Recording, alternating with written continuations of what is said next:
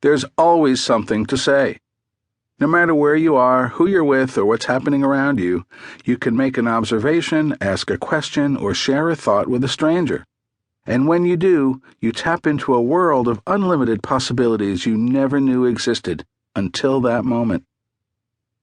I should admit that I've been striking up conversations with strangers through chance encounters and staying in touch with them for a long time. So although it might seem a bit extreme that I've remained in contact with the doctor who delivered me into this world many decades ago, it's simply how I began my habit of meeting, talking to, and connecting with strangers for the better part of my life. Over the latter years, I've earned hundreds of thousands of dollars in consulting and training fees and have built long-term, mutually profitable relationships with people I met in the most random of ways, on planes, in coffee shops, in restaurants, in hotel lobbies, at weddings, elevators, doctors' offices, and just about everywhere else I've been.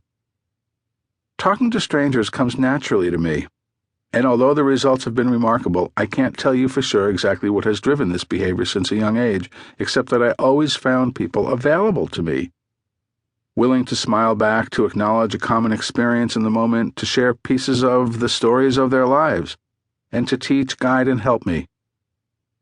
I also have an insatiable curiosity about people I encounter wherever I go. I want to know, where are they from? Where are they going? What do they do? Who are they? I'm always fascinated by their answers, even the ones who don't appear all that interesting on the surface.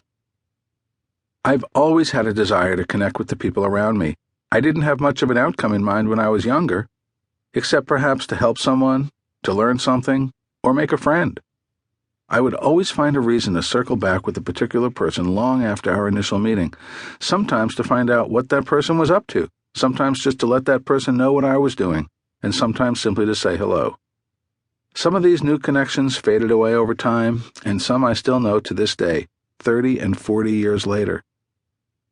One early random encounter comes to mind that in many ways laid the groundwork for a lifetime of talking to strangers, and it would become a relationship of great positive impact. It was a perfect example of the idea that you never know who you'll meet unless you make yourself available. As a teenager, my sister and I had summer jobs in Manhattan, and we would take the bus to the subway into the city. Often the traffic would be so heavy that cars would sit bumper to bumper in front of the bus stop. One morning, while waiting for the bus, I made eye contact with an executive-looking man who was driving an expensive car and was undoubtedly headed in the same direction we were. After a smile and a gesture of friendliness, he opened his passenger window and asked if we were going into the city. I said yes. He offered us a lift, and feeling safe and accepting, we hopped in. What began as a serendipitous ride turned into a long-term friendship with the managing partner of the fourth largest stock brokerage firm in the country, someone who for years and years I would visit in his office, grab a free sandwich in his company cafeteria. After all, I was a high school student with a summer job, but most importantly, from whom I would learn about business and have a model for business success.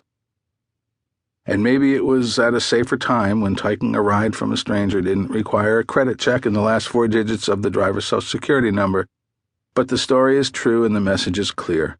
What starts as a random encounter and opportunity can become a long-term friendship and growth experience, all because of a smile, a gesture of friendliness, and a willingness to take a chance.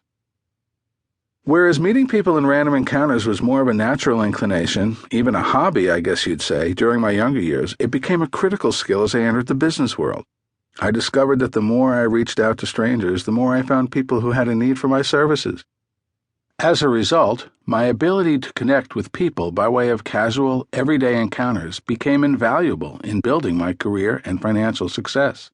You might call me a consummate networker in today's language. However, I do this for a much more important reason than that.